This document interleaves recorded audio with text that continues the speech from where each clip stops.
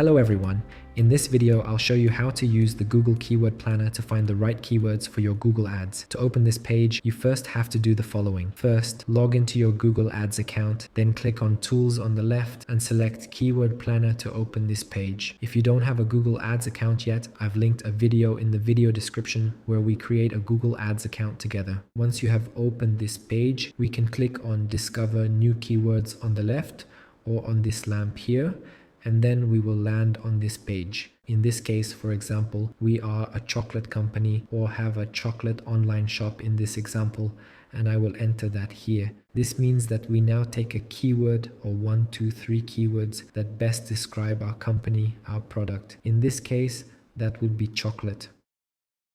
Chocolate like that. If you can't think of anything, you can enter the URL of your online shop or your company website here, where I'm pointing with my mouse, and Google will then generate the ideas for you. But I would recommend that you should find at least one word here.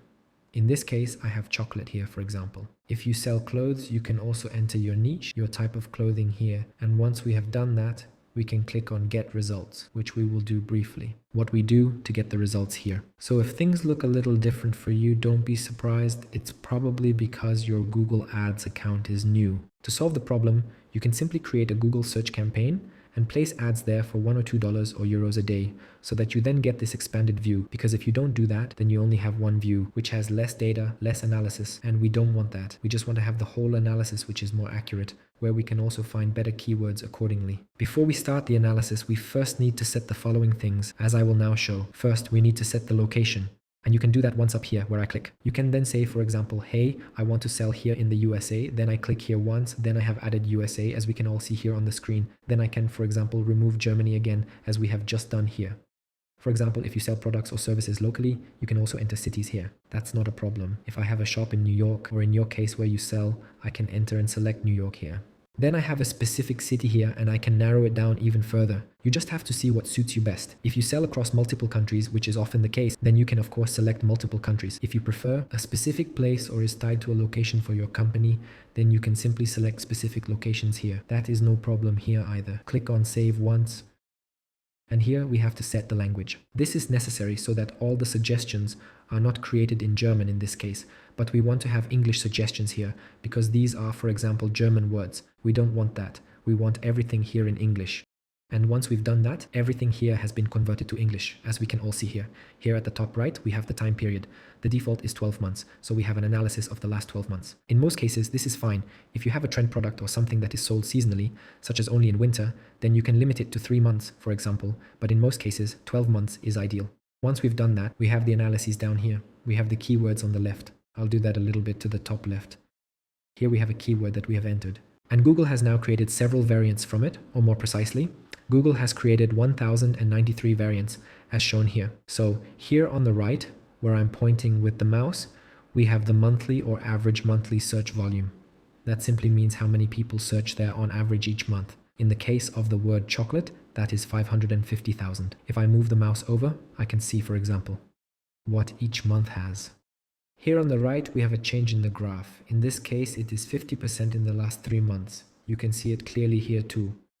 Then we also have the year-on-year comparison of 124%, which means that it has grown more than last year. Then we have the competitors here. This simply means that the more competitors now advertise using the word chocolate, the higher the competition, which then simply shows high here, for example, as we can see. And here we have the rankings on the right. There are 2 categories. Once here on the right, the higher area, and once the lower area. As an example, if I now search for the word chocolate, my ad is in the top 5 or much further down, even on page 2, where almost no one is looking. Of course, the further up it is, the more expensive it is, because perhaps you already know that you are rarely on page 2 or 3 or scroll below it yourself. That's why there are fundamentally large differences here. And yes, then of course we also have the ad impression share here. That's all negative for me because we don't run any ads on chocolate. That's why it's at minus, so that it's clear to everyone. For example, if you were to place advertisements for chocolate, you can imagine this as market shares. Because if, for example, you have 10 competitors who are now advertising on the word chocolate, then you can see, for example, how much of the search volume belongs to me if, for example, I have 30% here as an example. This means that my ad is present in 30% of search queries. And exactly yes, before we start the analysis here, we first have to set a few filters, which I'll show you now, because when it comes to keyword analysis, it is always important that we reach buyers. We don't want to reach a person who wants to know, for example, what kind of chocolate is it, is chocolate healthy, and so on. That's not what we want to achieve here, but my recommendation, especially at the start, is to reach people who also want to buy directly. You can see that, for example, when people Google things like now, buy chocolate online, then there is the other person, for example, is chocolate healthy? This means that we have to separate these things or filter them once so that we can then reach the person. We can do that very easily here by clicking on Add Filter, which we'll do briefly. And here we see, for example, the following that I show now, that we can then click on keywords or select the category, which we do. And here we can say it shouldn't contain the following words. For example, if I'm now in the American area, then I have to use American words or whatever is your case. Like, for example, why should you buy chocolate? What is chocolate? And so on. You just have to think about it. Which words would never appear in a purchase request? And once we've done that, we can click apply once, which we'll just do briefly. And then this filter is applied so that we now see fewer things down here or remove everything that contains the words why and what. However, that wasn't all. Here on the right, we have another very cool filter that I'll show you now. If you now, for example, want to exclude things, there are also chocolate brands and you can also make your own chocolate. In our example, we now have a chocolate that we created ourselves and then sell. This means no branded chocolate like Snickers, Mars, and so on. Because now, if someone is looking to buy Snickers chocolate, we don't want to reach this person because they have a goal, and in that case, they wouldn't buy our chocolate, or the probability would be lower. That's why we want to say, hey, things like Snickers or Lindt chocolate, Oreo, Kit Kat, we don't want to reach those as examples. For example, you can remove the hook here. You can filter everything out here. You can also say, for example, hey, I don't want to have the chocolate factories like Ferrero and so on Mars, which I just mentioned.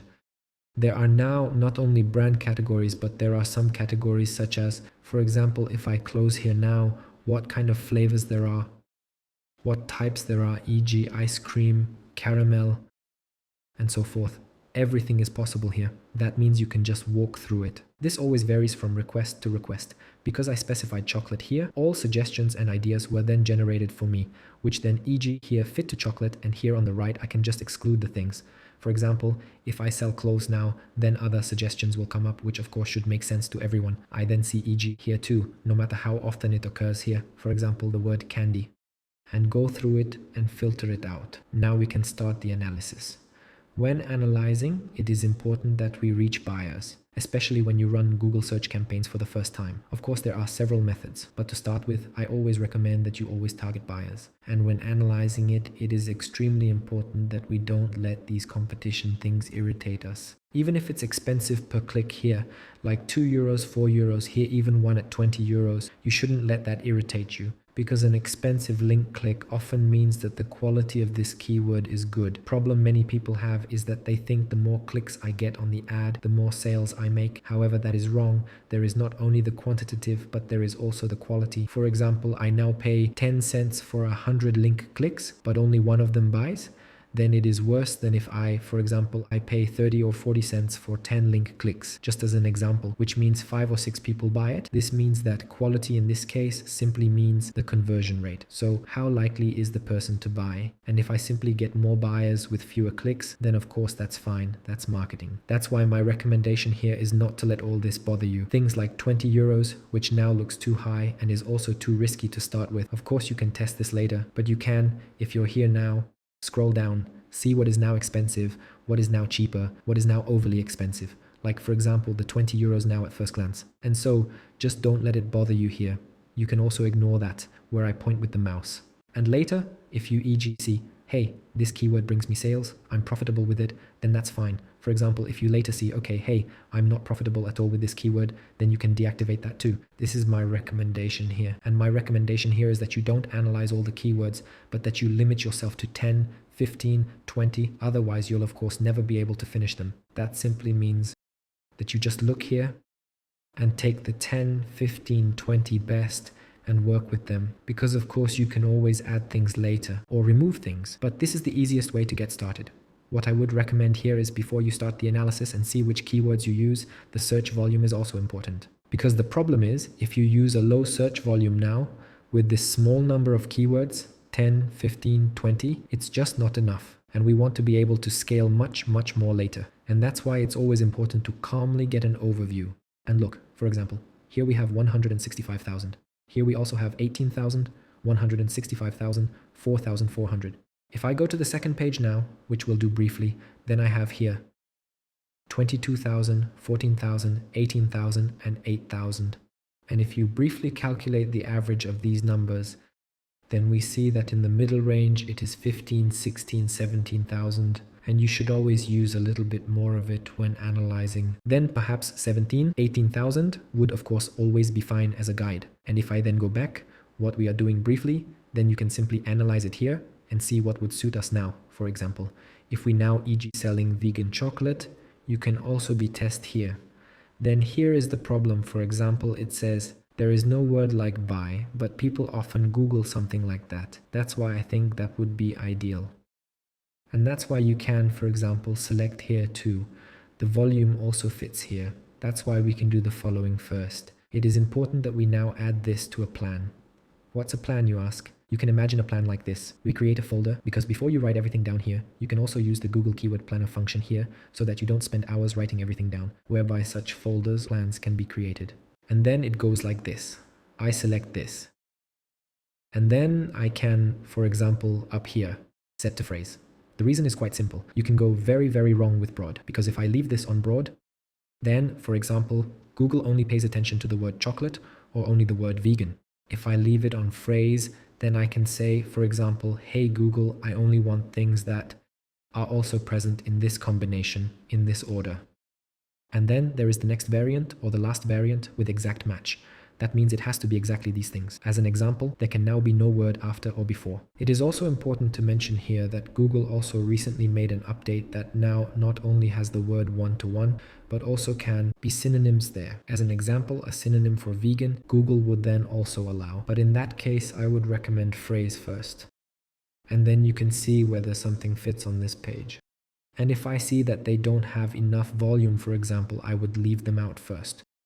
And nothing actually fits in here. That's why I can add it here, which is what we're doing briefly. And that's when a plan was created. I'll show you how to open this plan right now. But first we have to find a few keywords here as an example, which we'll do briefly for now. Then let's go to the next page. And then let's see if we can find anything here.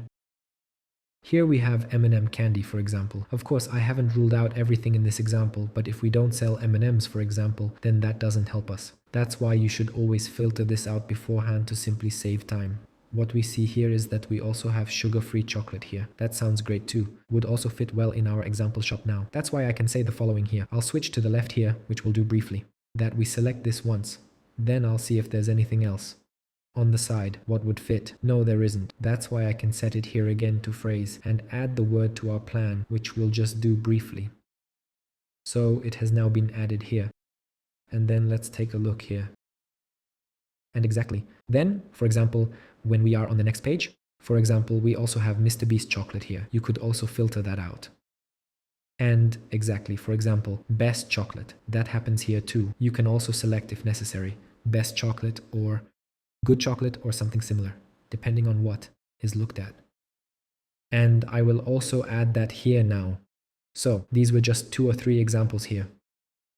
Of course, you can do this at your leisure to find 10, 15, 20 keywords that you can later use in your Google search campaigns, for example. If we have now done this or you have followed these steps, I mentioned that we saved everything in a folder, as you can probably remember. And the reason why we saved this in a folder is quite simple. You could, of course, write everything down and then enter everything here manually, but we don't want that. Instead, let's put it this way. We would make it even easier by simply clicking here on Keyword Planner again to visit the previous page. And then we can select the plan here, which we'll do briefly. The plan that we have just created together. You can also label it here. I'll give you an example here. Chocolate 1. So I just set an internal label. You can label it differently. And then if I click on it here, what we're doing, I then simply have the keywords that we have just created or selected together in here. And here is the advantage that you don't have otherwise, that I can see the graphs and have always saved them so that I can see an overview, so to speak, because before there were more than 1,000 keywords, which is a bit confusing or very confusing. And here is my recommendation that you do a trend analysis on these graphs, as I will show you now. Because if the trend goes down very, very sharply, that's also very rare. But if that's the case for you, then my recommendation is that you don't use these keywords, because the problem is that they are difficult to scale if the trend is simply going down, which is simply not a good sign. As I said, it's rather rare. Most of the time, it's more of a straight curve, like here, constant curve, I mean. What you also have to note here is that this has been set to Germany. If I switch it back to United States, which we'll do briefly because we use the United States in the analysis, you can select it here like that. Save and yes. Then it looks like this, and here we can also see that it is still constant, and now it also matches the search volume here on the page, like just now, and so you can now do an analysis. There are other tricks and methods that you can use, but I wouldn't recommend that at all. When starting out, I would first recommend that you start with 10, 15, 20 keywords in that area, for example, and then continuously optimize things, because when you get the first sales, you can see which keywords are good, which keywords are not good. Then you can add new variants and just build up a feeling. You know what I mean, to see what works well in my niche, what I will do more of and what doesn't, what is done less. But what is important first is that you get a good feeling and that you are profitable with your first campaigns. So that's it for the video. If you have any questions, feel free to ask in the comments. And if you want to see more videos like this, feel free to like this video and subscribe to this channel. We would be very happy. See you in the next video. Your Ezan from Adverfly.